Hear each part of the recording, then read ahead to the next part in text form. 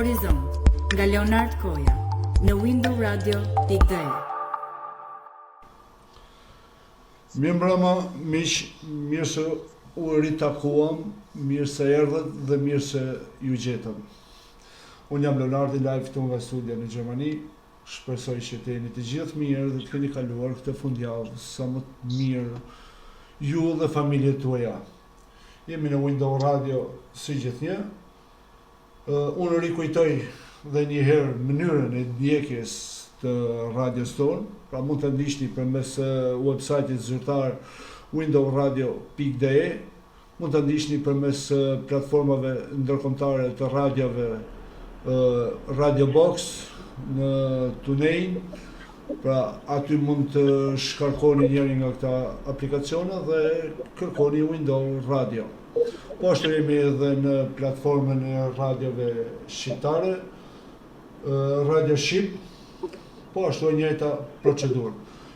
Kush ka dëshirë mund të kërkojë në Google windowradio.de, jemi edhe në Facebookun zyrtar të radios, jemi edhe në Android, të gjithë ata që kanë programe Android mund të shkarkojnë në Window Radio dhe ne jemi aty non-stop.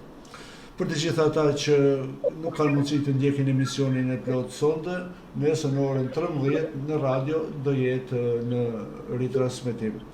Po ashtu do jetë edhe në faqen zyrtare të YouTube-it Horizont Radio, Window Radio hapësirë.de. Pra janë disa mundësi që mund të na ndiqni dhe ju e dini shumë mirë. Duhet të falenderoj të gjithëve ju që po na ndiqni dhe ju kërkoj që të bëni një shpërndarje nëpër grupet tuaja të Facebookut apo nëpër faqet tuaja të Facebookut. Unë sot duhet të falenderoj edhe grupin administrator të grupit Diaspora për Shqipërinë, si po ashtu edhe shqiptarët në Greqi, të cilët janë dy grupe të mëdha shqiptarë që na ofrojnë suport. I përshëndes, po përshëndes edhe të gjithë dëgjuesit. Siç ju e keni parë në njoftimet që ne kemi dhënë qoftë në faqen e Facebookut, po ashtu edhe në valët e radios, sonde është një emision i veçantë, sepse është edhe vërtet një i ftuar i veçantë sonde, që ju vazhdimisht keni kërkuar që të kemi një të ftuar të tillë dhe pikërisht të kemi këtë person. Dhe duke patur parasysh që ne në diasporë i shikojmë gjërat ndoshta pak më ndryshe, ose i shikojmë gjërat më me gjaftësi se sa mund të shikojnë gjërat në Shqipëri, ne sot do përpiqemi që mos të merremi me slogane politike, por të përpiqemi të kuptojmë diçka më tepër se çfarë po ndodh pikërisht me opozitën shqiptare. Dhe sonde kam të ftuar një eksponent të rëndësishëm të opozitës shqiptare, siç është zoti Klevis Balliu. Zoti Balliu, mirë mbrëma. Mirë mbrëma. Unë të jam mirënjohës që ju më erdhët në emision dhe po më nderoni sonde mua dhe diasporën për të qenë në bashkëbisedim. Kënaqësia dhe privilegji është i imi që jam sot për herë të parë tek ju. Edhe shpresoj të keni edhe mundësi të tjera dhe përshëndes shumë gjithë shqiptarët që po na dëgjojnë, gjithë diasporën. Edhe jemi shumë mirënjohës sepse janë të vetmit që japin një fytyrë të bukur dhe të pastër vendit tonë në Europë dhe në mbar botën. Zoti Balliu, sinqerisht të jemi mirënjohës sepse duke patur parasysh zhvillimet e fundit në Shqipëri dhe ndoshta edhe për ju nuk ka qenë lehtë të dini apo të kontaktoni apo të komunikoni me ne apo qoftë edhe me mediat. Por ju jeni vetë një person që jeni shkolluar jashtë, jeni diplomuar jashtë, keni jetuar jashtë, pra e njihni mirë diasporën. Por dosha ta filloja pak ndryshe, si e ka menduar opozita diasporën, sepse në fakt më duket sikur diaspora është përdorur vetëm për numra dhe jo konkretisht vlerat e diasporës. Në perceptimin e Partisë Demokratike dhe në programin e Partisë Demokratike, diaspora jo vetëm në këto zgjedhje, po dhe në historikun e qeverisjes së Partisë Demokratike ka luajtur një rol thelbësor dhe ka pasur rol menaxhues dhe qeverisës. Jo vetëm për qeverinë në vetvete, apo por thelbësisht për ekonominë e vendit.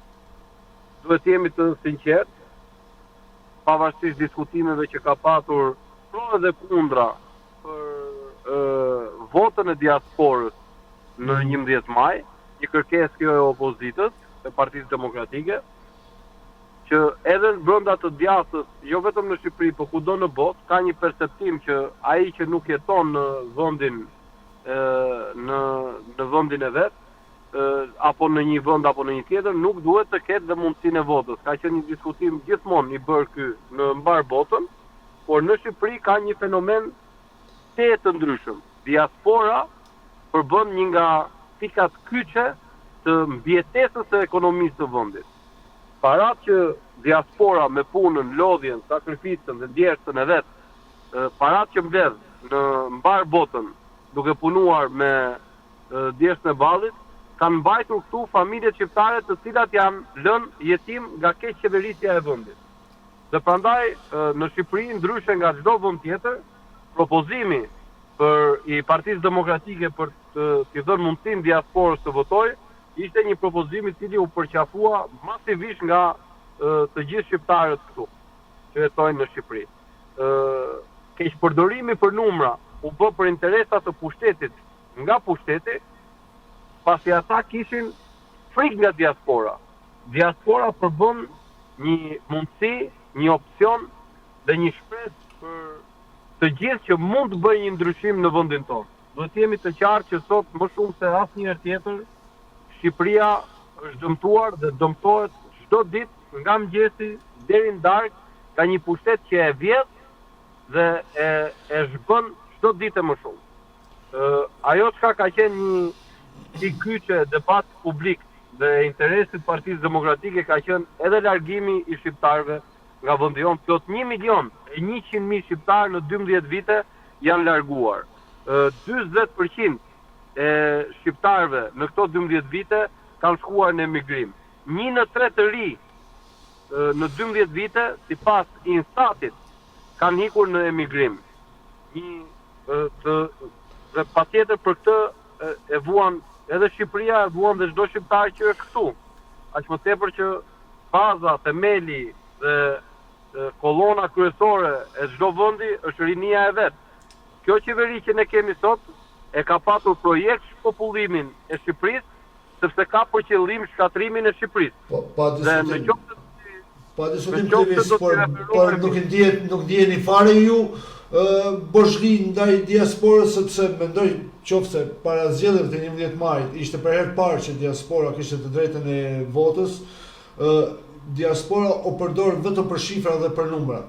Pra as vetë Partia Demokratike nuk bëri diçka për të tërheqë diasporin, qoftë për të ndërtuar politika se si diaspora të përfaqësohet, si diaspora duhet të afrohet me Shqipërinë dhe pastaj të mendohet edhe pjesa e tyre politikave apo të shtetit apo të pushtetit. Pra nuk djeni fare fajtor ju? Atëherë dy çështje. E para, jeni i keq informuar, nuk është e vërtetë që ne kemi patur program për diasporën. Edhe po u them sot dy pikat e programit kryesor që kanë qenë të ekonomisë. Për çdo qytetar shqiptar të diasporës që ktheheshe në Shqipëri, shteti subvenciononte edhe për shtëpi, për banesë, në veçanti për trit, dhe çdo i ri që ktheheshe nga diaspora në Shqipëri, shteti ndihmonte me startupe, duke patur prioritet çdo qytetar shqiptar që ktheheshe në vendin e vet, pikërisht për të frymëzuar kthimin. Këto kanë qenë dy nga shumë pikat e diasporës për sa i përket pjesës ekonomike. E dyta, Partia Demokratike në 12 vite ka rreth mbi pafundësisht, se nuk mund të themi shifër sakt, pafundësisht deklarata, tavolina, tryeza bashkëbisedimi me ekspert, vendas dhe të huaj, të cilët kishin për qëllim një ndalimin e emigrimit të shqiptarëve që kanë shkuar në diasporë dhe dy patjetër kthimin e shqiptarëve që kishin hikur më përpara në diasporë. E treta, dua t'ju kujtoj që në 8 vite të qeverisjes së Partisë Demokratike, se ne kemi qenë dhe në qeveri dhe kemi treguar qasjen tonë ndaj diasporës, jo vetëm që shqiptarët nuk u larguan, siç thoshte edhe Edi Rama që do të largohen 1 milion shqiptarë nëse liberalizohen vizat, por janë kthyer 318.000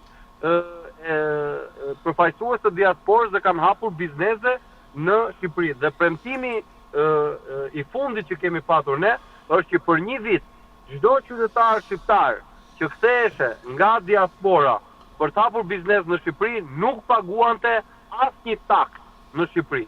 Nëse ti kthehej dhe hapje një biznes, qoftë ky i vogël apo i madh, për 1 vit shteti shqiptar nuk të taksonte as edhe 1 cent. Kjo ishte për të thënë shqiptarëve që ktheuni në vendin tuaj. Një nga arsyet themelore pse Partia Demokratike edhe vendi sot lëngon është pikërisht sepse diaspora nuk është këtu dhe prandaj dhe ne kishim projektin që të kthehej diaspora këtu. Ne falendërues kemi qenë, jemi dhe do të jemi gjithmonë dhe jo më larg se 3 ditë më parë keni patur një deklaratë të kryetarit Partisë Demokratike në lidhje me diasporën për mirënjohjen, për pritjet dhe takimet madhështore që ata kanë bërë vetë atje, me komunitete që i kanë ndërtuar vetë, me pastërtinë e vetë, me punën e vetë.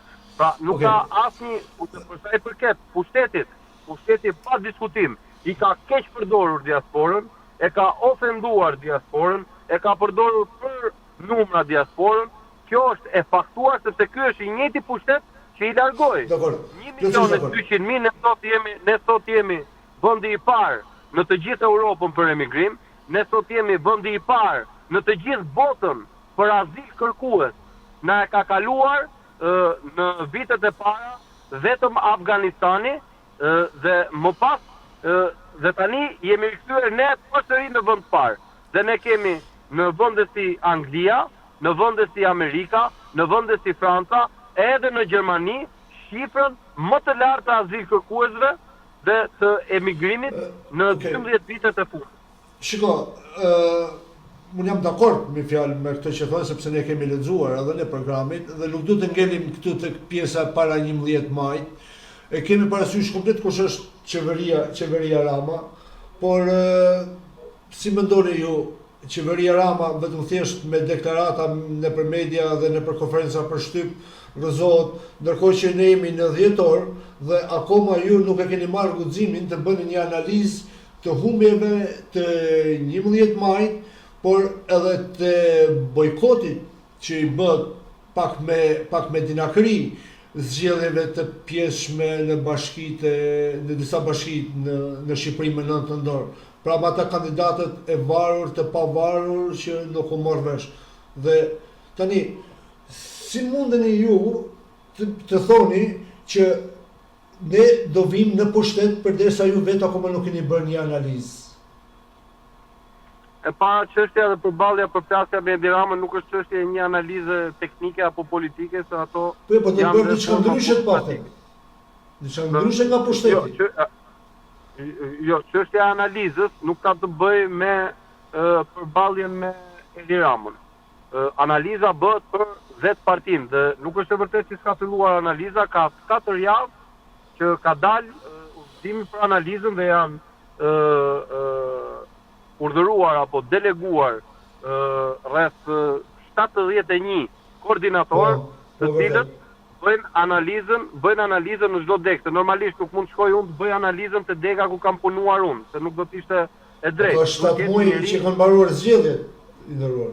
Po duhet mos të harrojmë që ne duhet të pristim pa diskutim, dhe s'mund ta bënim kur atë gabim se atë donte edhe Edi Rama, që ne të fillonim analizën ndërkohë që të bëhej raporti OSBE-Odirit.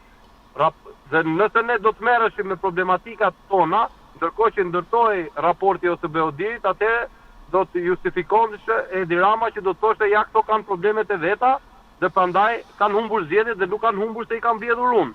Ndërkohë raporti prandaj ne duhet ta prisnim raportin e OSBE-it, i cili u vonua për shkak të presioneve që bënte Edi Rama nëpërmjet mafjes së George Sorosit në arenën ndërkombëtare.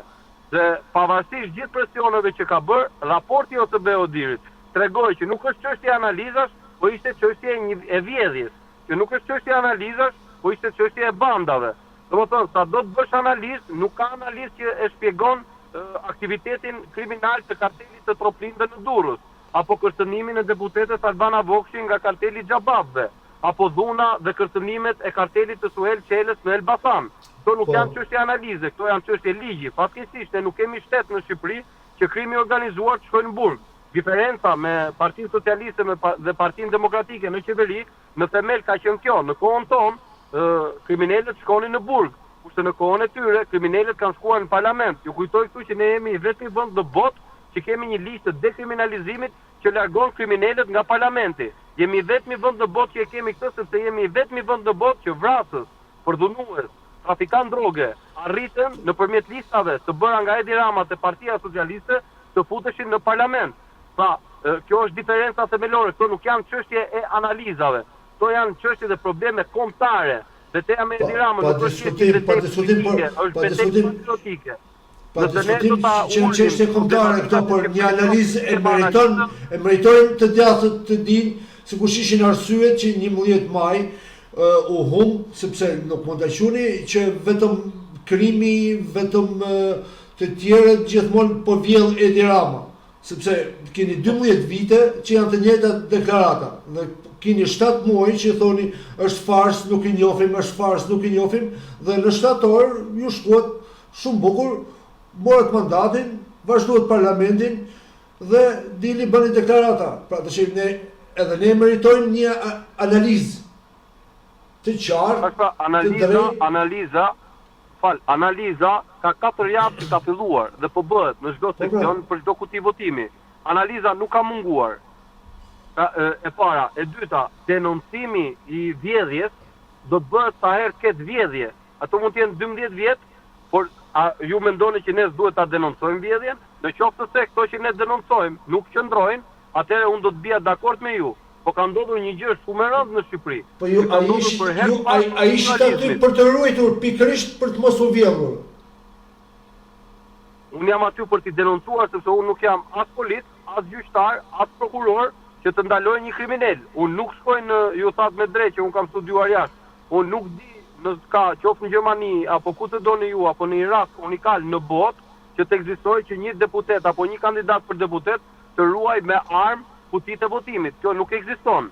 Kutitë e votimit dhe vjedhjen e zgjedhjeve e vetmja formë dhe guxim, që ka qenë guxim se nuk është e lehtë të përballesh me krimin organizuar me bandat në mes të fushatës, nuk është një gjë që bëhet me qef dhe nuk është ndonjë qef që ti përmendësh kartelet dhe bandat sot në Shqipëri, pasi fuqinë dhe pushtetin e kanë ata se kanë qeverinë me vete, kanë policinë me vete. Ne kemi bërë këtë betejë me ata dhe e vërteta është që na ka dhënë drejt OSBE diri, na ka dhënë drejt e gjithë bota. Janë 7 rezoluta ndërkombëtare. Është hera e parë në histori që Shtetet e Bashkuara të Amerikës nuk përgësojnë apo nuk urojnë qeverinë e dalë nga zgjedhjet në Shqipëri. A nuk mjafton kjo për t'ju faktuar dhe për t'ju treguar që Shqipëri ka pasur zgjedhje? Se duhet ta ndaj mendjen. Ose ne kemi humbur zgjedhjet, ose zgjedhjet janë vjedhur. Të dyja nuk qëndrojnë. Së dyti. Mirë, cila është? I keni humbur apo janë vjedhur? Zgjedhjet janë vjedhur, pa diskutim. Pastaj, mirë, okay. Pse shkohet në parlament ju me zgjedhje të vjedhura? I nderuar, vetëm një sekond. Me qoftë nuk doni të më besoni mua, besojni raportit të OSBE-dirit. Besojni 7 rezolutave ndërkombëtare që thonë që në Shqipëri rotacioni nuk e lejon krimi organizuar.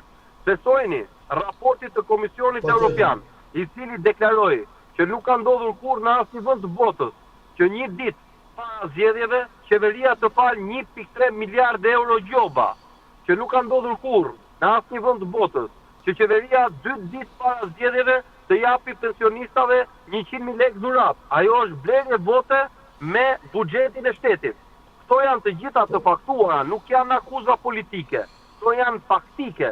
Dhe këto nëse nuk ja besoni Partisë Demokratike apo mua apo kujt e doni ju, minimalisht mendoj unë që midis tezave dhe konspiracioneve që nxjerrin mediat e kapura të qeverisë dhe rezolutave ndërkombëtare, fakteve të raportit të OSBE-dirit, besoj që për të qenë serioz, ne do duhet të besojmë raportin e OSBE-dirit dhe rezoluta ndërkombëtare dhe jo mediat e pushtetit. Mendoj unë.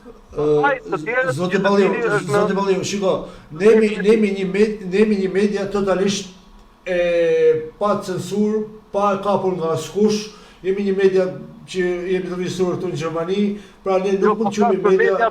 Po flas për mediat në Shqipëri, shiko, është rasti. Jo, të jemi pak realist. Shiko, të jemi pak realist. Shiko që është problemi. Se kush është qeveria Rama, ne e dim shumë mirë. Edhe shumë mirë që edhe ju i denonconi, keni bërë shpeshherë dosje, dërguar në SPAK me emra, me gjitha. Këtu jemi plotësisht dakord.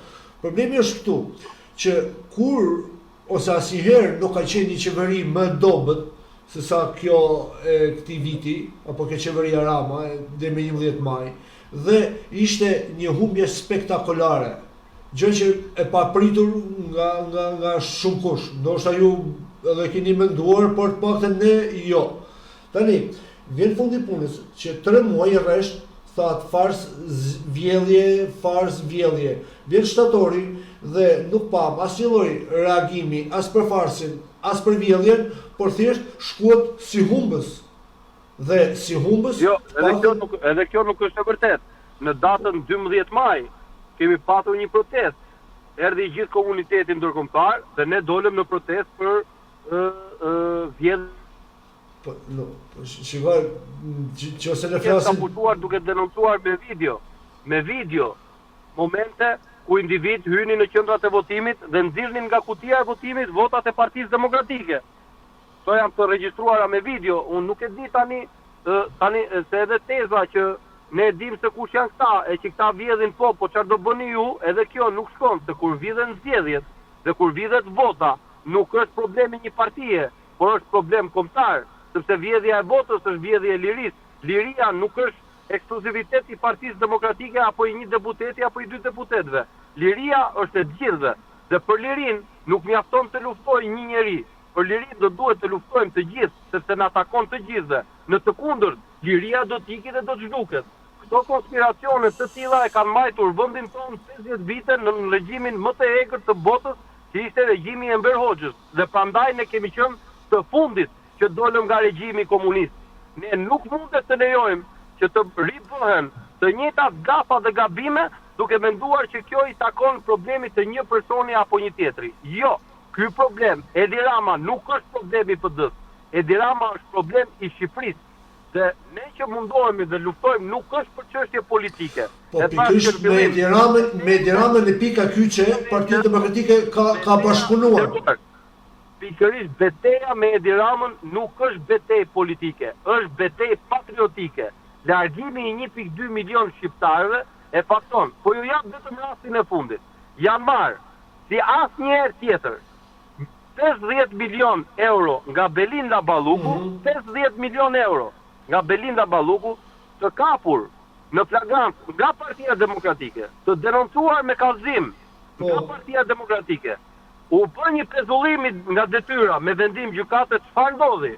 Edi Rama shkoi studio. Edi Rama doli publikisht dhe kërcënoi gjykatësit që nëse ju e bëni këtë, unë do ta shkrij sistemin e drejtësisë. Edi Rama kërcënoi dhe bëri presion politik si kryeministër që ky vendim duhet të rrëzuar dhe ky vendim u rrëzua. Dhe sot një hajdute e kapur në flagrant kthehet në detyrë për të vjedhur përsëri parat e popullit më të varfër të Europës. Diferenca me Partinë Demokratike për çdo qytetar shqiptar është shumë e thjeshtë, qoftë nga ana ekonomike. Në kohën e Partisë Demokratike, Shqipëria ishte vendi me taksat më të ulta në rajon dhe me rrogat më të larta në rajon. Sot, Shqipëria është vendi me taksat më të larta në rajon dhe me rrogat më të ulta në rajon.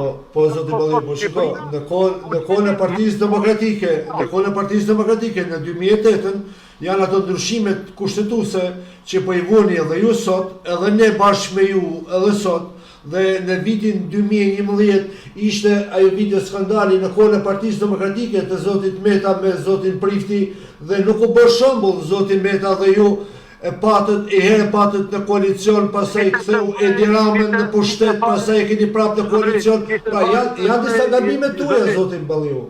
Jo fare. Si jo fare? Për shembull zoti Meta për video të montuara.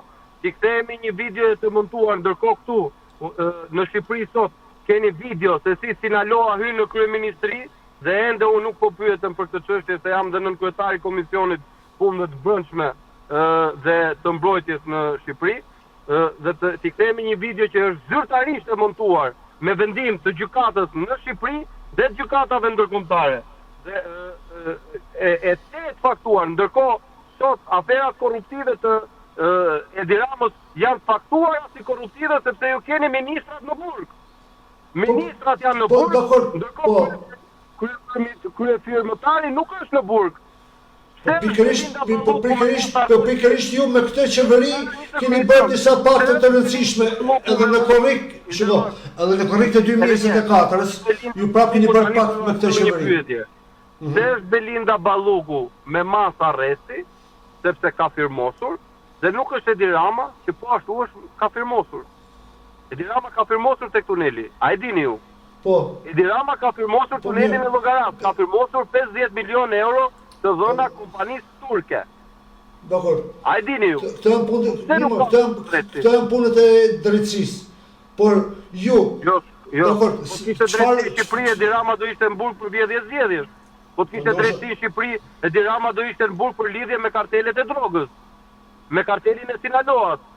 Zotria në fjalë që ka hyrë në kryeministri është akuzuar para 4 viteve nga Partia Demokratike si pasuesi i parave të karteleve të drogës më të rrezikshme të Sinaloas, të botës.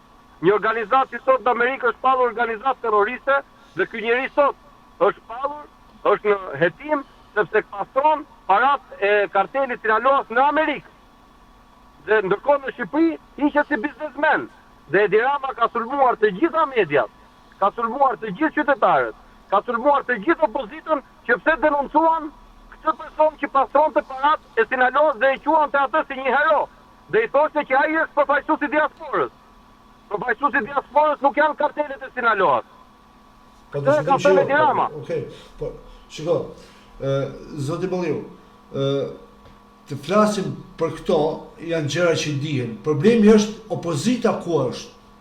Se Edi Ramën e di. Se vjen qeveria. Jo, nuk flasim dot në për ato. Opozita nuk vjedh opozita, nuk qeveris opozita.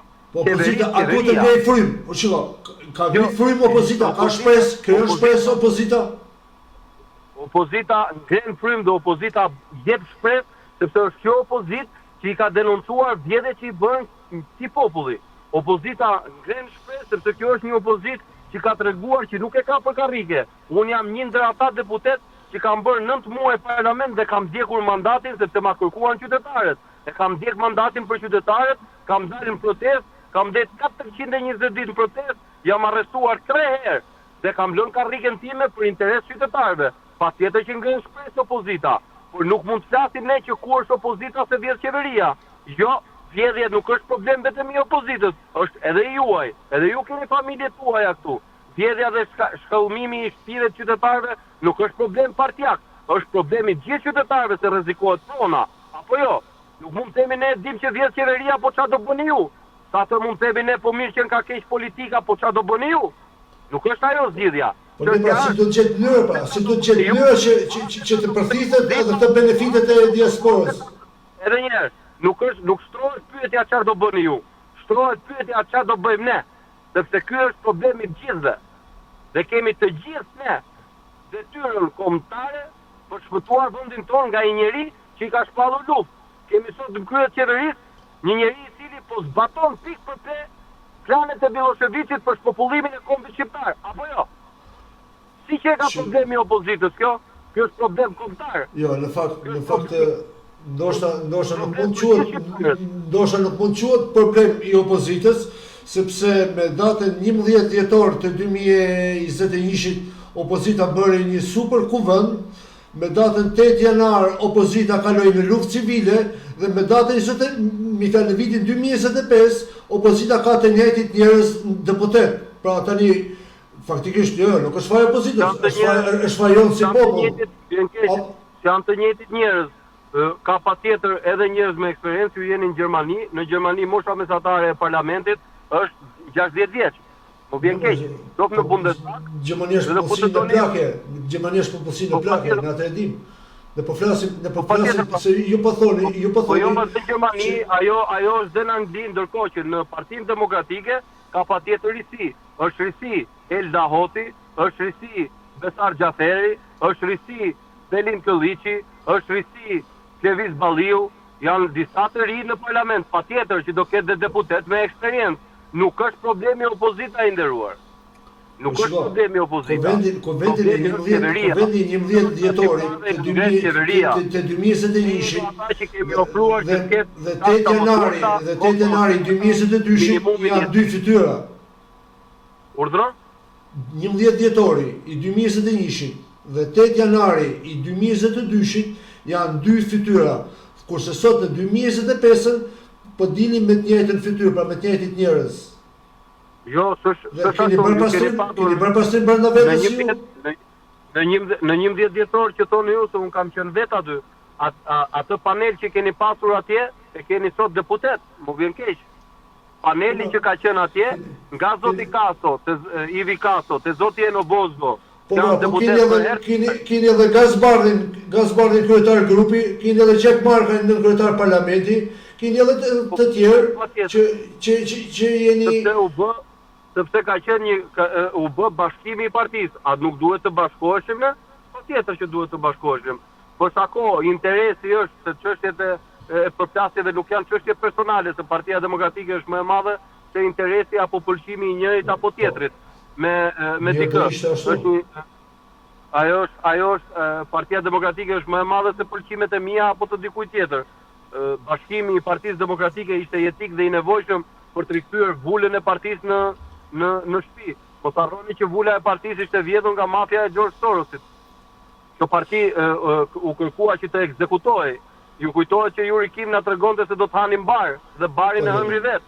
Ju kujtohet që Yuri Kim na kërcënonte çdo demokrat se nuk do të shkelte dot në Amerikë. E sot është larguar dhe është pushuar nga puna dhe është në hetim në Shtetet e Bashkuara të Amerikës për aferat e veta. Dhe çfarë i la mbrapa Shqipërisë? I la Tigrin 1 dhe Tigrin 2 për cilën e pagojnë shqiptarët 80.000 euro në ditë dhe nuk janë ndezur një herë në Vlorë, që janë tetet lundruese. Dhe e vetmja gjë që ndodhi është që shqiptarëve i ikën dhe 80 milion euro të tjera nga paratë e tyre. Mos i harroni këto. Partia Demokratike ka bërë atë që nuk mund ta bënte askush. Ka mbijetuar, duke mbijetuar Partia Demokratike mbijetoi pluralizmin në Shqipëri, sepse qëllimi ishte të shpikeshe opozita që donte Edi Rama. Kjo ishte problemi. Prandaj po ju them, duhet ta lëvizni busullën, jo tek çfarë problemi ka opozita. Problemi nuk është opozita. Kur nuk të frymëzon, shiko, kur qeveria të vret shpresën dhe opozita nuk të frymëzon, ku duhet ta gjesh pastaj mundësinë? Do vish tek opozita, ka ngresh opozitën. Po jo të largohesh dhe të formosh opozitën. Me këtë ngresh opozitën pra, sepse ju vetë u ngatëruat njëri me tjetrin, ju vetë krijuat probleme dhe po ju vetë sërish jeni bashkë. Pra ku është ngrihet opozita? I jepni shanse, i keni dhënë shanse ju të rinjve dhe të tjerëve që të jenë Po i nderuar, po si kam dhënë shanse? Ja, unë jam një nga provat që jam dhënë shansëve të rive. Po tani shiko, ti je i ri, po ke eksperiencë politike tash, nuk mund të krahasohet me ty. Çaferi i ri është. Elda Hoti e re është. Ivi Kaso i ri është. Si ti është dhënë të rive mundësia, patjetër. Me mosh? Frans Nuri i ri është. Dorian Teliti i ri është. Ilir Ali Mehmeti i ri është. Si është dhënë shansë të rive, dhe ka janë gjithë njerëz me pozicione kyçe. Nikola Kedhi i ri është këshilltar për çështjet e sigurisë. Ka janë gjithë njerëz të ri. Prandaj po ju them, nuk është problemi të analizat e opozitës zotëri. Problemi është qeveria. Qeveria vjet me lopat me rrim bëjmë analizat e opozitës. Do të bëjmë analizën që çfarë do bëjmë për të larguar këto. Dakor, si e mendoni ju që duhet të largohet qeveria? Që ndërkohë që edhe protestat i bëni me korrespondencë. Urdhro? Si? Edhe protestat i bëni me korrespondencë. Si duhet largohet qeveria? Si mendoni se duhet largohet të largohet Jo, më qeveria? shpjegoni pak të lutem se nuk e kuptova pyetjen. Çdo thot me korrespondencë protestat. Po protestë bëni protestë një herë në javë, një herë në muaj, 2 orë, 3 orë, do bëjmë në shtator, me para shtatorit vjet ishte do bëjmë mosbindje civile, pastaj në verë tha do vi shtatori, nuk njohim qeverinë, nuk njohim zgjedhjet, do bëjmë protesta. Ka një 2 javë, 3 javë që keni filluar ato foltoret para kryeministërisë një herë në javë. Pra, çfarë po bëni? Po me datën 22 do bëhet dhe protesta kombëtare. Edhe ajo kështu 3 orëshe, Urdhro? edhe ajo 3 orëshe, si këto tjera. Protesta varet se si merr. Them do të si do jetë protesta. Por që Flasim për këto që kaluan.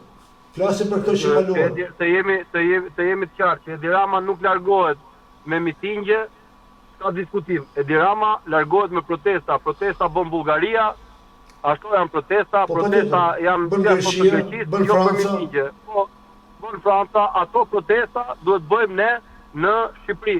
Po ato protesta nuk janë protesta të thjesht një partie. Ato janë protesta që na duhen gjithë bashkë. Edhe ju me datën 22 duhet merrni biletën edhe të vini këtu, sepse është çështje kombëtare. Dhe ju duhet bashkoheni në protestë, dhe duhet rrisni këtë keni mundësi të nisen shqiptarët anë e anës dhe të vinë në datën 22 të vinë në protestë në Shqipëri. Edi Rama është problem për çdo shqiptar, brenda apo jashtë vendit. Është armiku numër 1 i shqiptarëve. Dhe nuk ikën me mitingje, nuk ikën me fjalime, nuk ikën me diskutime, ky ikën për hoqe. Ne shpresojmë ta keni kuptuar ju këtë, sepse ju i keni fjalët e mëdha, e fryni Tullumbacin dhe sapo vjen fundi punës shfryhet direkt. Pra sepse kështu keni thënë ka vite që këtë gjëra thoni. Dhe populli ndaj ndoshta është larguar edhe nga ju. Jo, Tullumbacin ta mbaj kush ta doj. Unë po ju them, juve të parët që jeni aty dhe çdo njeri tjetër që ju ndjek juve sot, që ky njeri nuk është problemi një partie. Është problemi të gjithëve. Ndaj edhe ju pa diskutim që është fatkeqësi, shiko. Unë jam plotësisht dakord me ty që ai është fatkeqësi kombëtare. A mund ta mbaroj? Dhe e dyta, që është shumë e rëndësishme, po ju garantoj unë që çdo lloj gjëje të bëjmë ne. Edi Rama nuk do të largohet kurrë. Çdo lloj gjëje të bëj Partia Demokratike, nëse çdo qytetar nuk bashkohet në këtë aksion.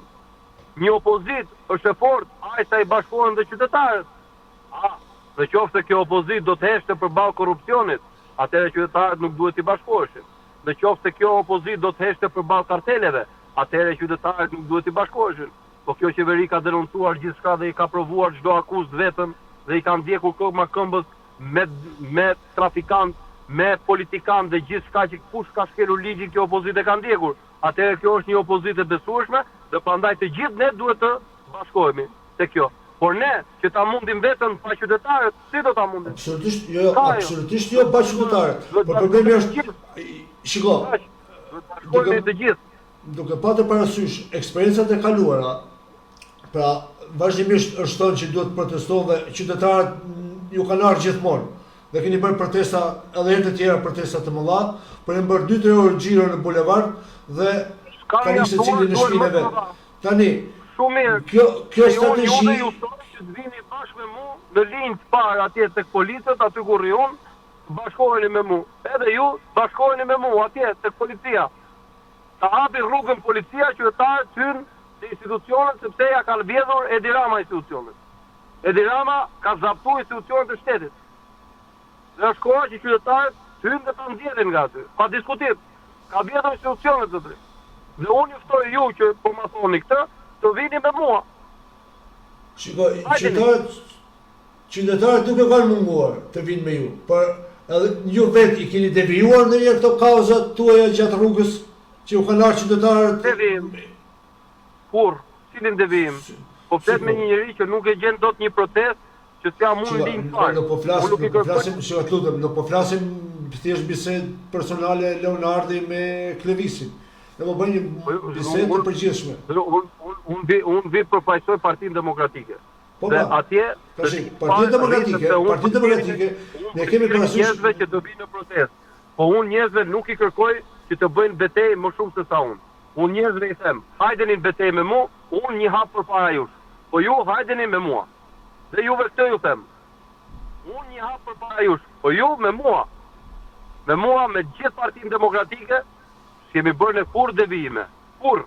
Gjithmonë kemi bërë përballje dhe përplasje. Kanë qenë kohë vështira. Ke pasur i nderuar një departament shtetit dhe një superfuqi, siç është ajo e George Sorosit, e cila hoqi presidentin e Amerikës nga zyra, Donald Trumpin, me aktivitetet e Black Lives Matter në Amerikë. Ajo fuqi që arriti të heqë Trumpin, atë fuqi kemi kundër ne këtu. Po ne jemi të fuqishëm sa që është Trumpi. A njohim këtë, apo jo? Është po e njëjta fuqi me cilën po përplaset presidenti Trump sot në Amerikë, që po përplaset opozita shqiptare këtu. Po, presidenti Trump e ka nxjerrë në ngrada Sorosin, kurse po ju e keni pastruar Sorosin brenda Partisë Demokratike? Po nuk ka Sorosista në Partinë Demokratike, se këto janë konspiracione. Ma thoni ju kush është Sorosi në Partinë Demokratike? Ma thoni një emër. Pse do të them? Ka, plot. Kush është? Një emër, kush është? Po pse tash do të sfidosh mua? Po ju a keni thënë vetë doktor Berisha ka thënë kur ka dalë nga arresti i shtëpisë dhe vazhdimësisht ka thënë që do pastrojmë shtëpinë tonë. Për çfarë kishte fjalën?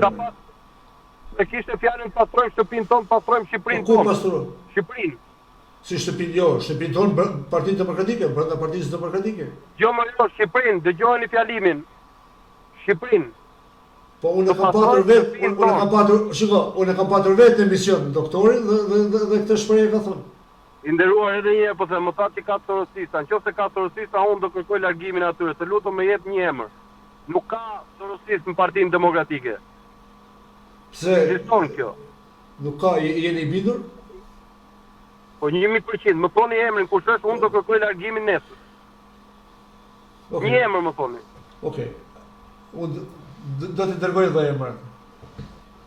Ma thoni tani ta ngjojnë qytetarët, kush është unë do ta Klevis, shiko, zoti Balliu, këtu nuk është puna të bëjmë bisedë, më jepni emra, më thoni emra. Problemi është që në Partinë Demokratike është demokratike, Partia Demokratike brenda saj? Patjetër që është demokratike. Është vetmja parti që ka debatë. Më gjeni një debat të PS ku ekziston. Partia Demokratike ka vetëm debate, vetëm diskutime. Ne kishim mbledhje kryesie, patëm gjitha të debat. Edhe pastaj nesër protestë do jemi prapë gjithë bashkë. 6 orë diskutime, debate në çdo mbledhje. Mbledhjet e grupit parlamentar zgjasin me orë të tëra. Ditën e mërkurë do të jetë mbledhja e Këshillit Kombëtar.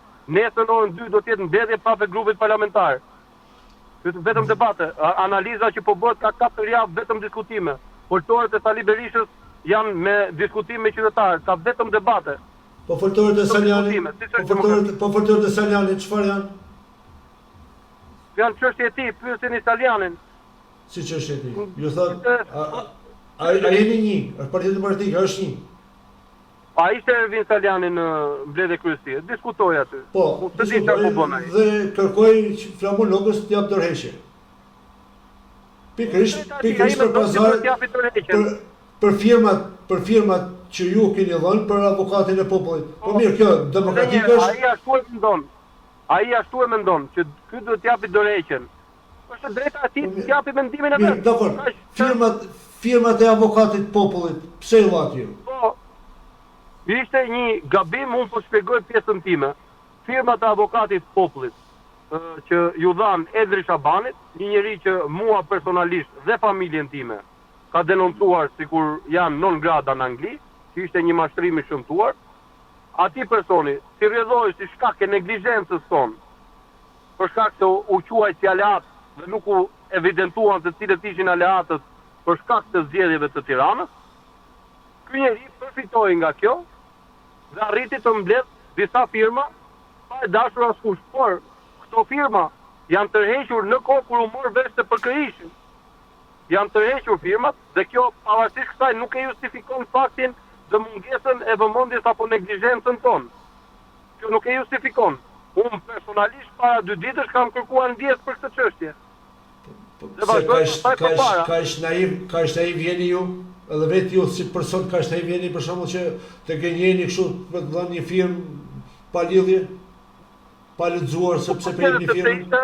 Ishte patjetër sepse ishte një kërkesë që erdhi nga një kolegja ime, që këtë e kemi për aleatët, unë patjetër e firmosa pa e vënë se kush ishte personi, sepse kishte një dakordsi që t'ja jepnin firmën për tyr në fazën e parë.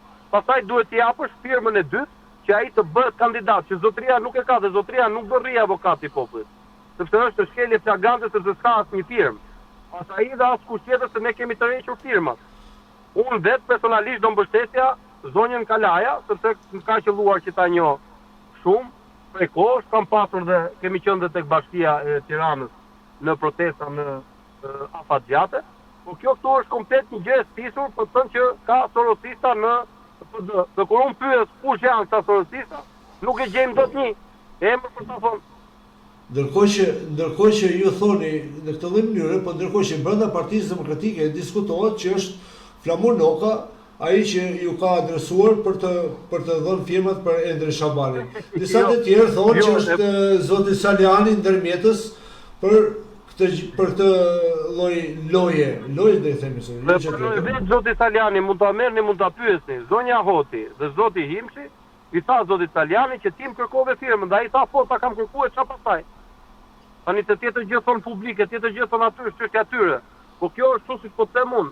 Mua më ka kërkuar për shkakun zonja Zhupa firmën. Po prapë. Zotin Saliani dhe ja kam thënë dhe publikisht dhe nëpër media dhe gjithçka tjetër. Kjo është kështu. Pastaj se çfarë do të mashtroj dikush apo diçka tjetër, ato janë çështjet e tyre, pyesni ata. Por një gjë më bën përshtypje që të jemi sinqert me ju. Në gjithë problemet që ka vendi sot, ne kemi harxuar deri tani rreth 40 minuta intervistë dhe unë ende nuk jam pyetur, për shembull, as për Ergysa Gasin, ende nuk jam pyetur as për rrugën Qukës Qafloç, 200 milion euro, as për Unazën 200 milion euro, as për Tigrin 1, Tigrin 3, 80 milion euro, as për tunelin e Llogaras 190 milion euro. Jo se ju nuk do shiko. Okej, jo se ju nuk do pyeteni, por problemi është që do të shiko pra. Jo shiko. Ti je pak realist. Është çështje partijake. Zoti Balliu, shiko. Zoti Balliu. Ne jemi një parti me 44 anëtar. Nuk shkojmë njësoj me të gjithë. Edhe në familjet me dikë bësh për shumë, me dikë bësh me pak. Por jemi të qartë të 44.000 anëtarë që armik kemi Edi Ramën. Kaq. Qeveri më e korruptuar nuk ka dhe nuk është. Kjo nuk diskutohet. Problemi është që vetë ju si opozitë kam interes që t'ja shpjegoj qytetarëve pse, se nuk mjafton që të dalun them këta janë korruptuar, dhe qytetarët thonë si ke interesin tënd thosh ashtu, që këta janë korruptuar, se në fund ditës do të bish pushtet. Na e provoj që janë korruptuar. Dhe unë prandaj dal media që të bëj sqarimin. Të më pyesni për këto dhe unë t'ju jap prova fakte konkrete. Dini që ka dalë një aferë tjetër protestoi Partia Demokratike kundra Belinda Ballukut për aferat e veta? Si nuk protestoi patjetër, prandaj doli foltorja tek kryeministria. E kuptoni që prapë e bëni diskutimin tek Partia Demokratike, nuk keni fare interes dhe hall për aferat korruptive të qeverisë? Pa diskutim që kemi interes. Pa diskutim që kemi interes, por ne na intereson edhe një opozitë të shëndosh, sepse shiko, një opozitë kaq të lëngat dhe kaq e dobët është një shtet në këtë gjendje që jemi. Nuk e shikoj. Ne duhet që të jetë një opozitë më fortë dhe të jetë pak më gjallë dhe mos jetë kaq naive në dhënien e firmave, pra që t'ja çoj Edi Ramës në plak. Ju mund keni mendimin tuaj për opozitën, se kjo është çështja juaj. Po mendimin tuaj mos e shisni si një mendim të gjithë botës. Kjo është mendimi juaj që ne jemi të dobët dhe ju jeni në të drejtën tuaj të thoni që ne jemi të dobët. Dhe unë e respektoj gjithsesi mendimin tuaj. Por dua t'ju kujtoj që kjo është një opozitë, një parti që pati kundër departamentin e shtetit të George Sorosit dhe prandorin më të madhe të majtës në të gjithë botën, që po shkatron gjithë Europën dhe që ka larguar nga zyra presidentin e Shteteve të Bashkuara të Amerikës, dhe kjo opozitë arriti që a marri vullën e vjedhur dhe pa vullë, pa gjë, pa fonde, me gjithë botën kundra, arriti të marri 500.000 vota. dhe sot mbjetoi dhe i ka dhënë vendit për herë të dytë pluralizmin që këto donin t'ia bernin. E ka bërë kjo parti këtë, e ka bërë kjo opozitë këtë. Tani ju doni ta quani dobët. Kjo është interesi juaj, çështja juaj, mendimi juaj. Dhe unë respektoj, keni mendim ndryshe nga unë. Por ne duam opozitë për të fortë. Unë jam deputet i opozitës, jam nënkryetari i Komisionit Punëve të Brendshme dhe dua të di, pas 50 minutash që kemi folur, mund të flasim ndonjë gjë për qeverinë në kuptimin e aferave korruptive që kanë lidhje me krimin? Keni ndonjë pyetje për këtë? Shiko, Balliu, pyetje për qeverinë ne mund të kemi pafund. Por thash, një opozitë dobët në këtë gjendje që mos ketë frymë. Ky është mendimi juaj. Po si s'është dobët opozita? Ju sapo thatë që në mënyrë naive ja quat Edi Ramës avokatin e popullit. Ju edhe në zgjedhjet e pjesshme, prap nuk morët pjesë, po morët pjesë me kandidat të pavarur, të varur, që su morë vesh se çfarë po bëni. Pati një dakordsi me gjitha partitë, to janë gjëra të shpjeguara pas 4 muajve. Dje ka dalur një aferë tjetër korruptive dhe nuk po pyetëm akoma dhe më bën shumë abi kjo. Aq më tepër që është tek Ministria e Mbrojtjes si ka të bëjë me sigurinë kombëtare të vendit. Nuk mendoj që mund të ketë ndodhur ndonjëherë tjetër që të ndodhë një rast i tillë dhe mos të pyetet nënkryetari i Komisionit të Punëve të Brendshme dhe të Mbrojtjes për një aferë korruptive e ndodhur pikërisht tek Ministria e Mbrojtjes si ka të bëjë me sigurinë kombëtare. Dhe ju më thoni mua për diçka që ka ndodhur para 4 muajve për zgjedhje lokale të pjesme që ka pasur dakordsi me gjithë antarësinë e partisë dhe është vendosur ajo rrugë, edhe kaq. Po mirë, për gjithë të tjera, keni ndonjë pyetje apo ju e shikoni se po vjedh qeveria?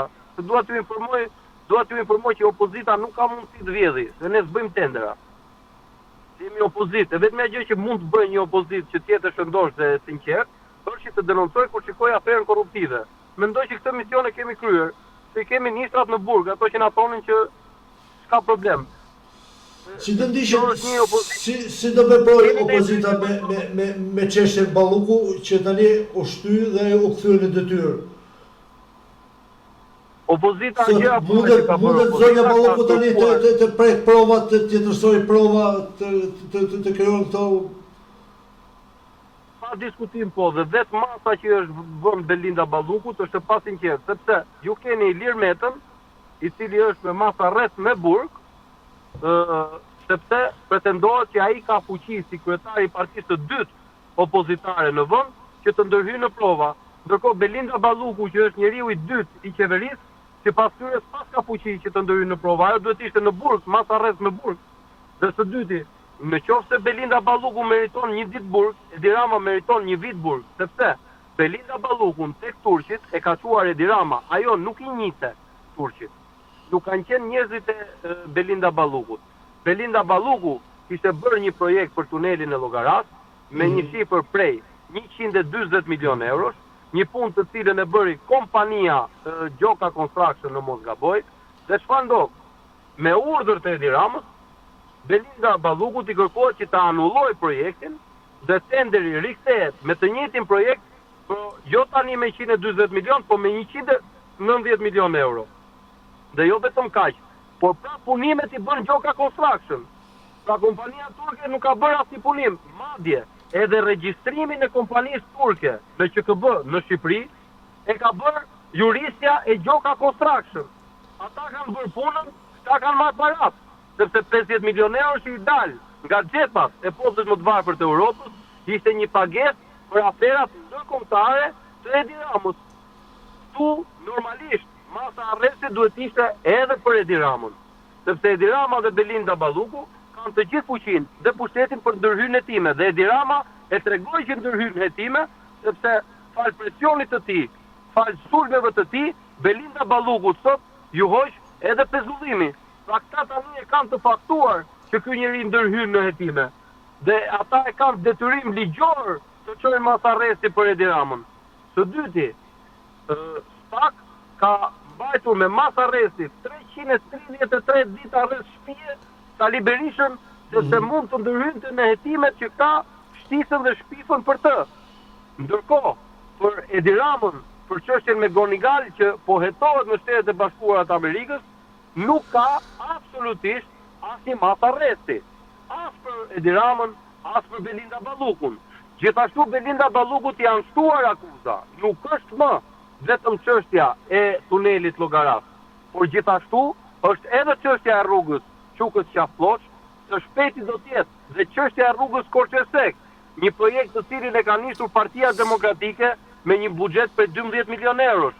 Dhe sa kanë ardhur këta në pushtet, e kanë hequr atë projekt dhe e kanë bërë një projekt me 80 milion euro. Dhe ndërkohë ai rrugë, njësoj si rruga Qukës-Qaflloç, sa herë bie shi, prishet, dhe është një rrugë e pasigurt. Një tjetër çështje që është shumë e rëndësishme në këtë aspekt është fakti që në çdo investim infrastrukturor, kur qeveria duhet bëj inaugurimin, përpara inaugurimit, qeveria duhet të bëj kolaudimin e rrugës për t'i dhënë qytetarëve që kjo është një rrugë e sigurt. Ata nuk e kanë bërë kolaudimin qëllimisht, por kanë bërë vetëm inaugurimin, duke rrezikuar jetën e shqiptarëve. Dhe kur u shëm rruga Qukës-Qaflloç, në qoftë se do të kishte qoftë edhe një makinë, aty shqiptarët do të kishin lënë jetën. Ata janë gati të vrasin shqiptarët për të mbushur xhepat. Dhe kjo nuk është akuzë politike, por është e faktuar tani më. Dhe për këtë arsye, Spaku duhet kishte lëshuar mas arrest me burg.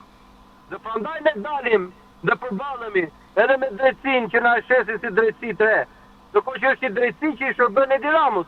I duhet Edi Ramës, ndonjëherë ju e dini më mirë se mua, që kjo parti e ndërtuar në 44-ën, e themeluar në 44-ën, nuk e ka problem të shesin të një balluk. Njësoj do ta vuaj Belinda Balluku. Siç ja kanë bërë gjyshit vet, ashtu do t'ja bëjnë dhe kësaj. Dhe ka qenë pikërisht daja e Edi Ramës që ja ka bërë Beqir Ballukut. Piro Goleka, që mbante fjalimet kundër Beqir Ballukut. Njësoj do t'i ndodhi edhe kësaj. Tashi do t'ja bëjnë nipi Spiros mbesës së Beqirit. Kjo është e vërteta. Nuk e ka problem, se kam dëgjuar dhe këto konspiracionet, jo po janë arrestuar edhe nga e majta dhe prandaj kemi drejtësi. Çdo thot ajo. Enver Hoxha i pushkaton të vetët. Çdo thot që ishte drejtësi e pavarur, se pushkaton të vetët ai? Nuk është ajo. Ligji dhe drejtësia ka procedurë. Kurse këtu nuk ka procedurë. Kjo është një drejtësi që thotë ecim me sondazhe. I kemi sondazhet e mira. Drejtësia është me sondazhe. Drejtësia është me procedurë. Drejtësia është me fakte. Ja ku e keni sot.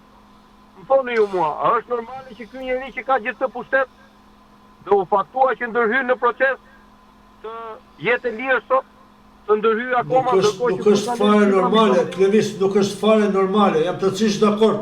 Por problemi është se si duhet që ky të hiqet, ky të largohet.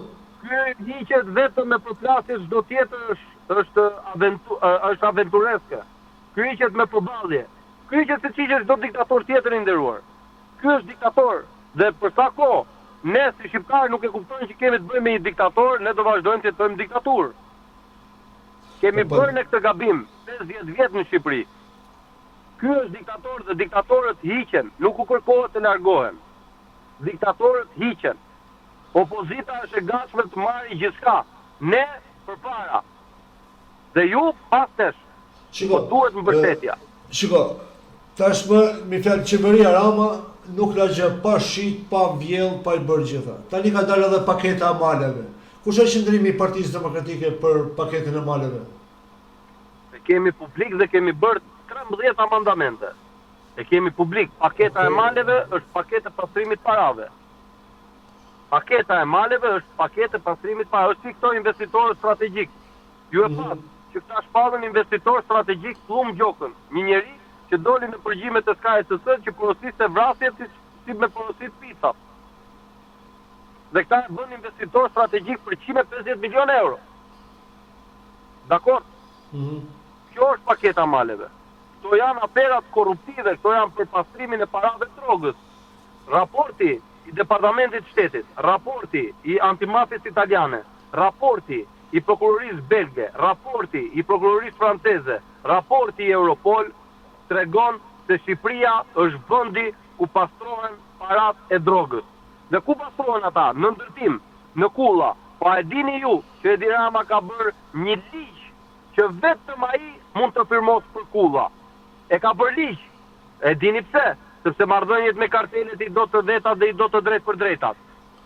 Gjithë bota botot që pastrohen të kullat, dhe është Edi Rama që i jep kullat trafikantëve që të pastrojnë parat e tyre. Dhe prandaj sot brezi i ri nuk ka mundësi të blej shtëpi, sepse është 4.000 euro metri katror sot në Tiranë. Ndërkohë rrogat janë 400.000 lekë.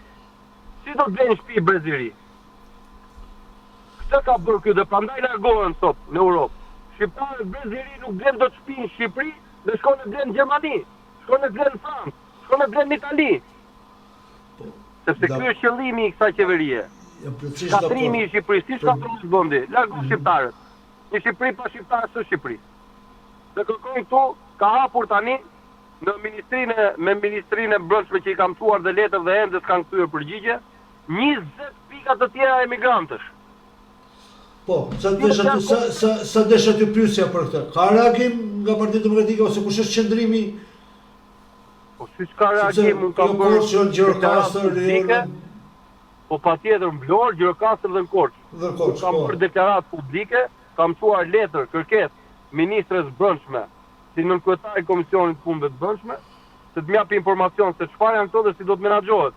Ju e dini më mirë se unë që Gjermania, edhe Franca, edhe Shtetet e Bashkuara të Amerikës në veçanti, Italia, kanë refuzuar ta marrin këtë proces sepse është një proces që cënon sigurinë e vendit, sepse është një proces shumë i vështirë për të identifikuar se çfarë janë këta që emigrantë që do të vinë në shtetin tonë sepse vinë nga zona luftra, siç është Gaza apo Libia e të tjera.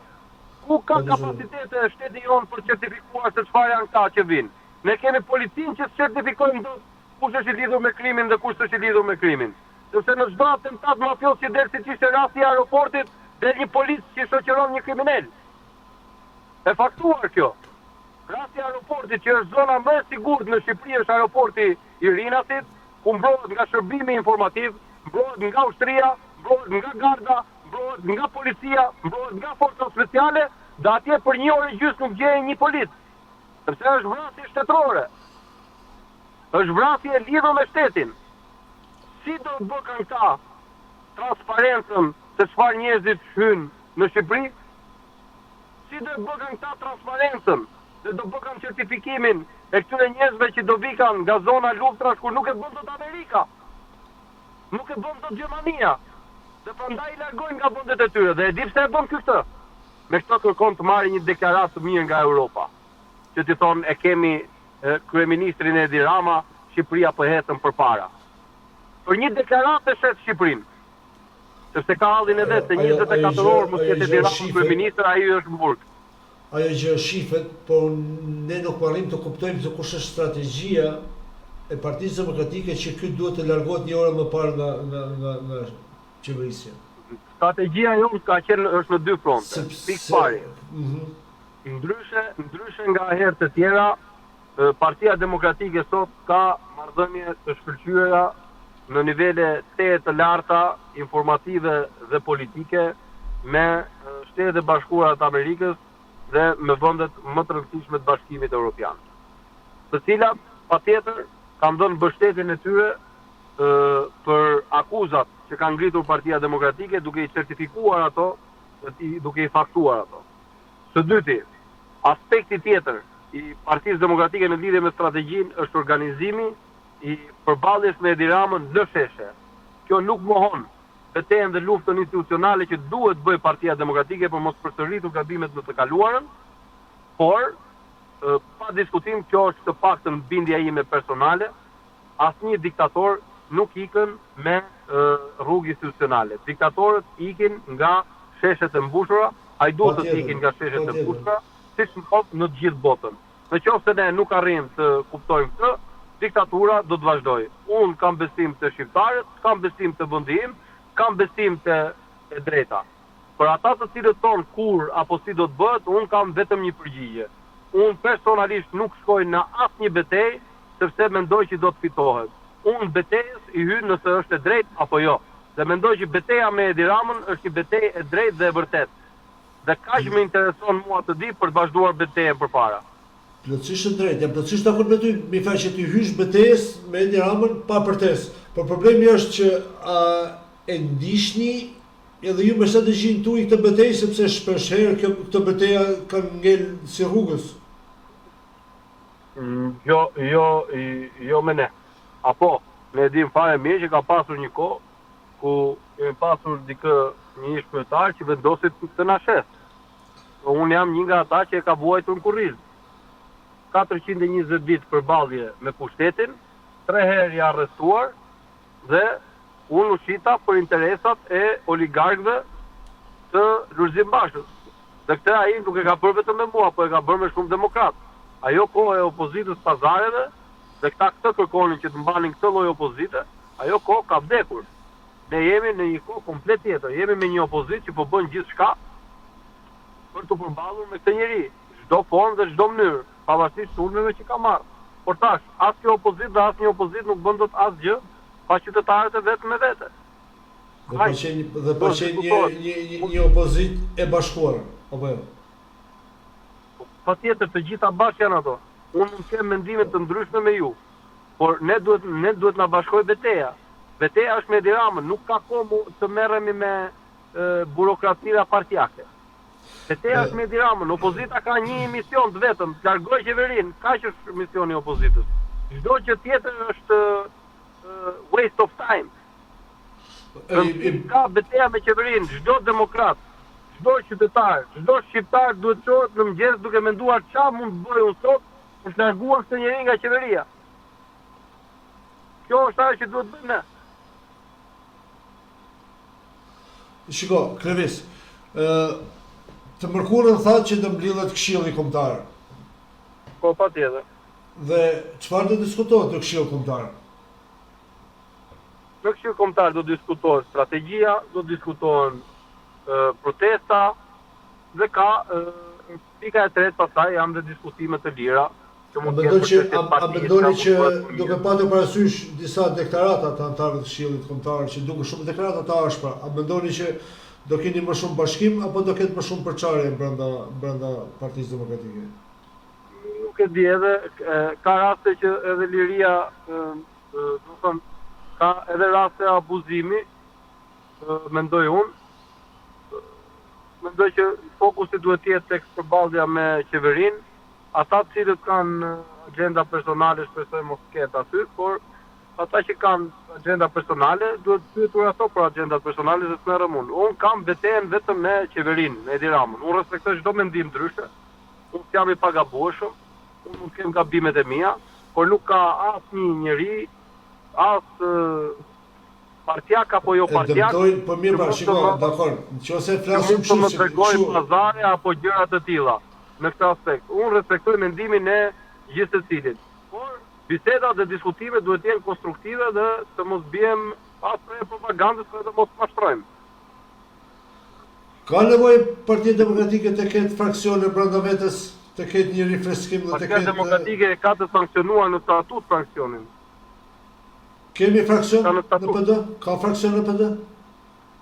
Deri tani s'ka fraksion. Asnjë njeri s'ka krijuar një fraksion në PD, është në statut, dhe kanë me të drejtë mblidhen firmat në të gjitha instancat e partisë për të krijuar një fraksion. Është e drejta e gjithë secilit, edhe unë nëse jam i pakënaqur me diçka apo mendoj që i shërben, mund të mbledh firma të caktuara, në mos gabojësh një treta, këshill kombëtar dhe me institucione të tjera në forume të tjera të partisë.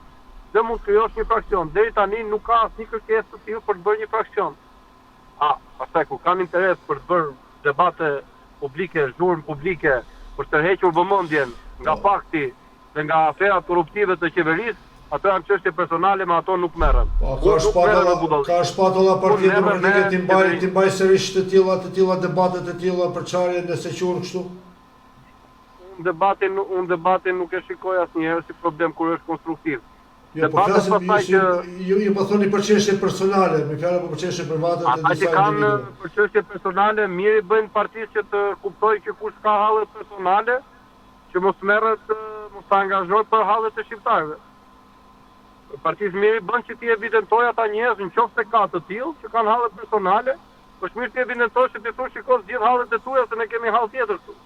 Ne kemi hallin që po shpopullohet vendi dhe po vjedhin shqiptarët. Ky është halli që ka Partia Demokratike dhe unë merrem me këto, nuk merrem me budalliqet personale që ka njëri apo tjetri. Shikoj që problemi të vëllor, unë jam një baba i ri, djali im është 4 vjeç e gjys.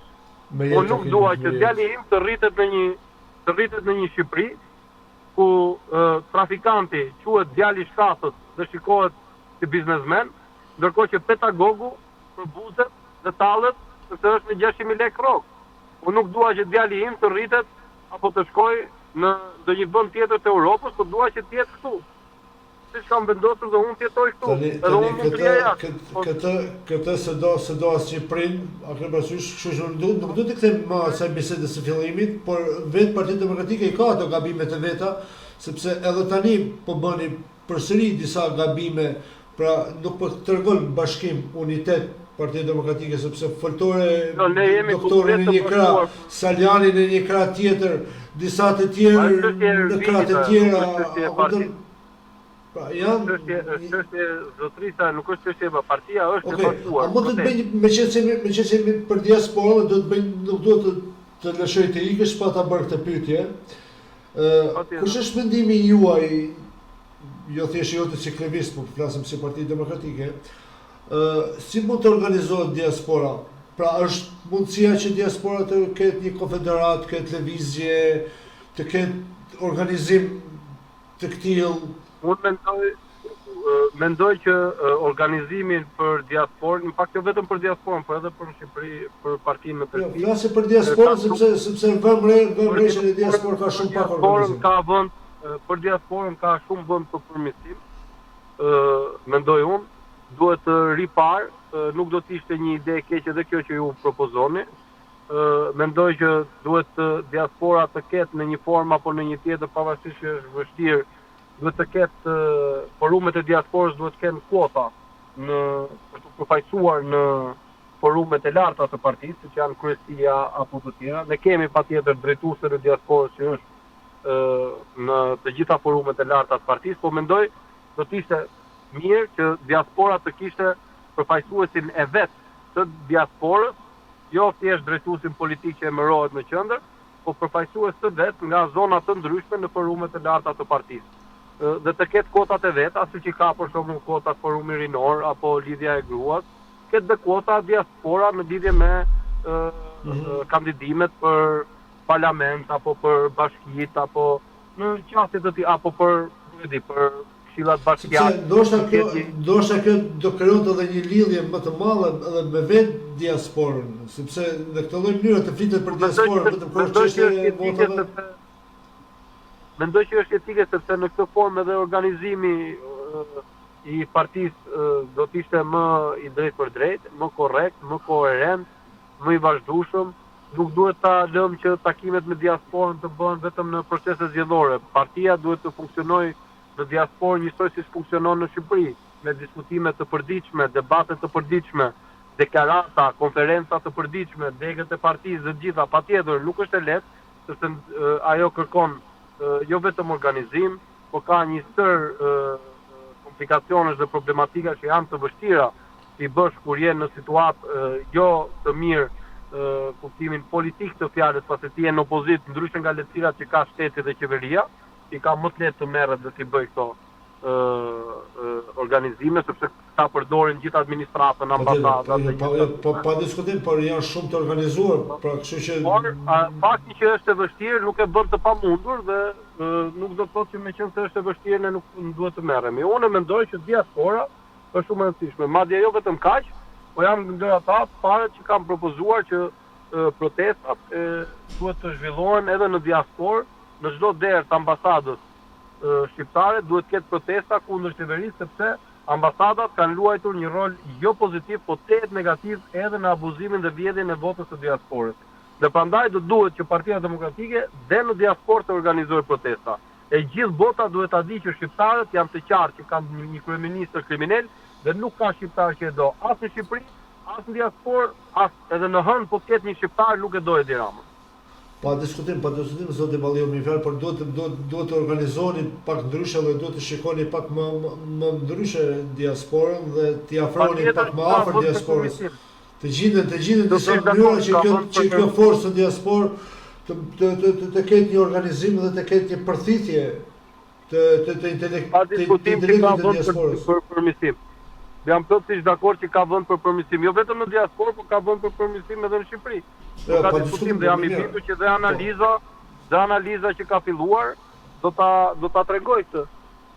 Nuk ka që ka nevojë për ndryshime, ka nevojë për përmirësime, pa diskutim edhe në konceptim të funksionimit, të organizimit të partisë, të gjitha këto do bëhen, por thelbi dhe problemi i Shqipërisë dhe i shqiptarëve është Edi Rama.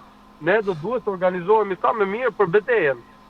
Por nuk ka përgjegjësi apo faj asnjë koleg. Këtu jam plotësisht dakord me ty që Edi Rama duhet të patjetër, dhe është më e keqja që duhet patjetër të largohet, por jam dakord edhe me këtë pjesën tjetër tëndën që po thua, pra duhet të organizohemi sa më mirë dhe të jemi sa më mirë. Pra, problemi i një organizimi të mirë, mendoj që do shkoj tek realizimi i qëllimit, por që në organizimi për të dëshiruar, pak të tani kalon shumë. Shiko, i nderuar, mua shpeshherë pas protestave apo pas çdo aksioni apo deklarate më pyesin. Si shkoi? A jeni të kënaqur me këtë protestë? A jeni të kënaqur me këtë lëvizje? Dhe gjithmonë se të njëjtën përgjigje. Edi Rama ka rënë? Jo. Për sa kohë nuk ka rënë, unë nuk jam i kënaqur. Por ne punojmë çdo ditë për këtë punë dhe punojmë me pastërti. Nuk punojmë me pazare, po punojmë me pastërti, por problemi gjithmonë është Edi Rama. Nuk ka asnjë diskutim që çdo gjë edhe po të ishim sot fitues dhe po të kishim arritur të heqim Edi Ramën, prap ka nevojë për analizë, gjithmonë mund të bësh më mirë.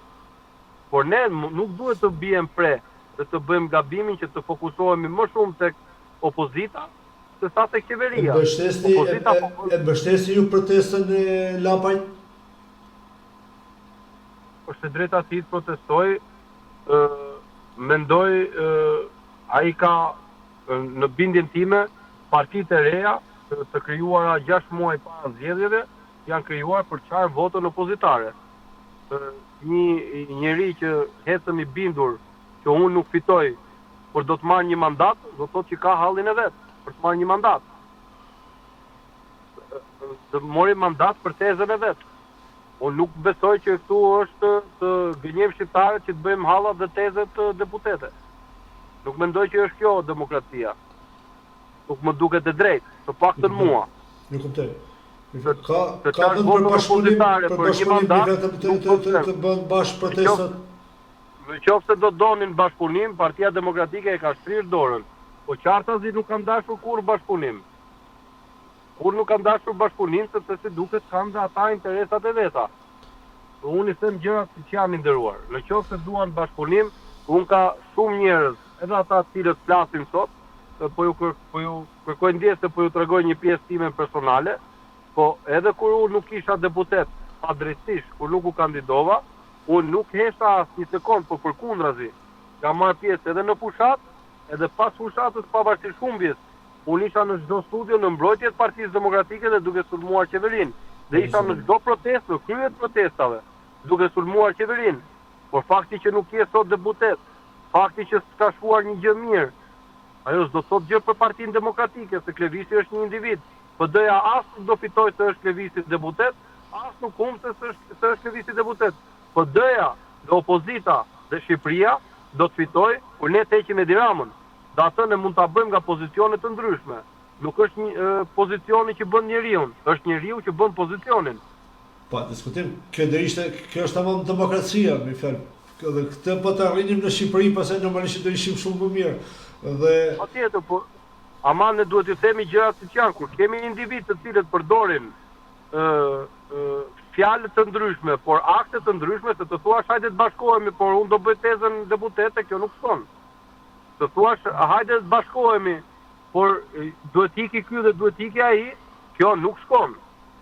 Kur ti vjen për bashkim, ne kemi kandidatët tonë, hajde bashkohemi. Por jo në këtë formë.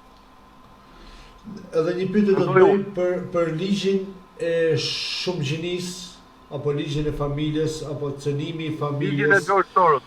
Ligjin e George Sorosit. Si po veprohet me këtë ligj? Të shkojë në gjykatë kushtetuese, ka vajtë gjykatë kushtetuese, apo do lihet në këtë? Ne do bëjmë çdo ankimim për atë ligj, por ai ligj është fytyra e vet e vërtetë e kësaj qeverie. Çdo diktaturë kërkon të zhbëjë njeriu, që të ekzistojë vetëm partia. Forma më moderne për ta zhbërë njeriu sot është ky ligj. Futja e shumëgjinive dhe shpikja gjinive të ndryshme dhe deklarata se një njeri mund ta shpalli vetë se çfarë është. Pra një burr mund të thotë që jam grua dhe një grua mund të thotë që jam burr. E shumë gjini të tjera se unë nuk e di të tjera çfarë kanë këta. Po ky është ligji antifamilje që kërkon dhe është në vazhdimsi të projektit për shpopullimin e Shqipërisë dhe për shkatrimin e moralit të shoqërisë dhe për të mohuar të drejtën e besimit. Asnjë diktaturë nuk i njeh besimet fetare. Ky ligj godet besimet fetare. Asnjë diktaturë nuk e njeh Zotin, se Zoti sipas diktaturës është partia. Dhe ky ligj godet Zotin. Ky ligj kërkon që mos të besohet në Zot. Se qofse ti thua mund ta caktosh ti se çfarë gjeni ka, e se çfarë je burra grua, ti nuk ke mundësi të besosh në Zot. Dhe njerëzit që mbështesin këtë ligj janë njerëz kundër Zotit. Ta janë njerëz kundër fesë, ta janë njerëz kundër besimit, janë njerëz kundër moralit. Ky ligj është ligj në shumë forma, një ligj pro terrorizmit, sepse krijon genocid. Kur ti kërkon të shkatrosh shoqëri të tëra, ajo është genocid. Në këtë aspekt dhe kemi sinqert, kam pritur më shumë reagim në Shqipëri për këtë çështje, sepse kjo do të shkojë dhe po shkon në shkollat shqiptare që u mëson fëmijëve. Unë kam publikuar një libër të klasave të treta, ku në figurën e librit për letërsinë në klasën e tretë, Zana ishte me mjekër dhe Zani ishte me fustan. Pra, në këtë aspekt është një krim i bërë fëmijëve. Me thënë drejtën, edhe unë kam prit një reagim tjetër, apo kam prit paktën të kesh një reagim në masë, por shumë i vakët ka qenë. Por tani kjo bë, por do ankimohet si ligj, do ndishet në rrugë të ankimimit. Të gjitha janë ankimuar. Të gjitha janë ankimuar, i nderuar, por ne s'kemi gjykatë kushtetuese. Ku ta ankimosh? Te gjykata kushtetuese që shtyroi Belinda Ballukun. Gjykatë ta quajmë atë. Pas janë gjykata, sepse këtu është kapur shteti. Tu duhet larguar narkopushteti që të shpëtoj shteti. Jo kuptoj, po kjo është reforma në drejtësi që u votua nga 120 deputet, apo jo? Jo, reforma në drejtësi nga 120 deputet ishte me ligje të ndryshme. Bojkoti që u bë në asaj kohë nga Partia Demokratike dhe opozita në tërësi, në atë kohë Edi Rama ndërhyri tek këto ligje dhe ai e kishte mundësi se i kishte votat gjithsesi se bëshin me shumicë të thjeshtë votash, ndryshoi 6 ligjet. 6 ligjet i dhanë mundësinë atij që të gjithë njerëzit që ishin themeluesit e kësaj reforme, që e kishin shkruar këtë reformë, të merrnin dhe pozicionet më të larta të reformës, siç është Kunati Mimi Kodheli, që sot është në kushtetuese dhe që votoi për t'i hequr pezullimin Belinda Ballukut. Të gjithë këta individ me ndryshimin e 6 ligjeve arritën që ta kapnin reformën në drejtësi, ta përdornin për veten e tyre, por ky ka qenë qëllimi që në fillimin e saj. I vetmi person në Shqipëri që e ka kuptuar këtë i pari, ka qenë profesor historiani i nderuar intelektual i jashtëzakonshëm i vendit tonë, që është Aurel Pjasari, i cili ka bërë shkrimin çdo të thotë të bësh që një shoqat të bëjë drejtsinë e një shteti. Probleme pa fund. Krevisht, duke patë parasysh dhe ju jeni në kushtet e përshtatshme për të bërë këtë bashkëbisedim, unë të jam mirënjohës pa fund, sinqerisht pa fund, dhe shpresoj që mos jesh mërzitur me mua, po të jemi edhe herë të tjera në bisedë me diasporën. Unë pash, unë debatin e dëshiroj, e kam gjetur dhe duhet të na mirë kuptoni se ndoshta ne në diasporë shikojmë pak më ndryshe ndoshta politikën apo lëvizjet në Shqipëri, sepse ti e di shumë mirë se ne kemi shumë më mirë se ne. Koherent në çdo zhvillim që ndodh atje, apo e shikoj pak më me gjakftësi situatën, dhe kjo ndoshta krijon pak atë mospërputhjen e shumë mendimeve. Në shumë raste e shikoni shumë më qartë se sa ne që jemi këtu. Unë ju falenderoj shumë për mundësinë dhe dua t'i përshëndes të gjithë ata që na ndjekin dhe t'i falenderoj për gjithçka që kanë bërë, bëjnë dhe vazhdojnë të bëjnë për Shqipërinë në të gjithë diasporën. Dhe unë ju kërkoj ndjesë të gjithë dhe se kam patër pyetje pa fund për ju. Ako dhe përsinqerisht u kërkoj ndjesë të gjithë dhe për efekt kohë dhe e di se Klevisi është në kushte të papërshtatshme në këtë bisedë, por jam mirënjohës pa fund. Klevis, mirënjohje pa fund. Shpresoj se do dëgjojmë prapë. Mirënjohja është e imja, ju falenderoj shumë. Shumë mirënjohës dhe juve. Faleminderit. Natën e mirë. Natën e mirë nderuar. Të nderuar miq të Window Radio, kjo ishte emisioni për sonte, ky ishte bashkëbisedimi me zotin Balliu.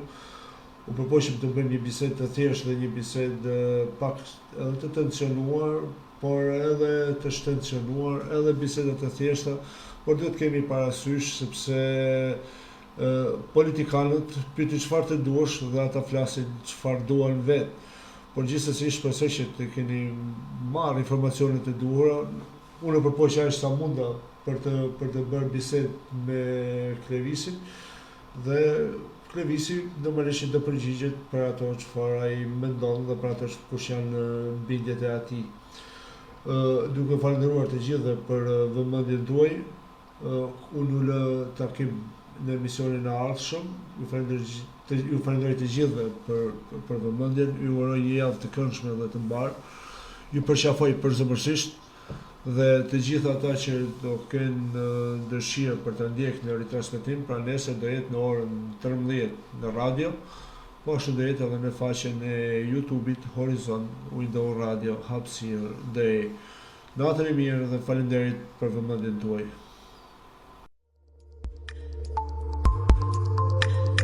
Horizon nga Leonard Koja në Window Radio Tip Day.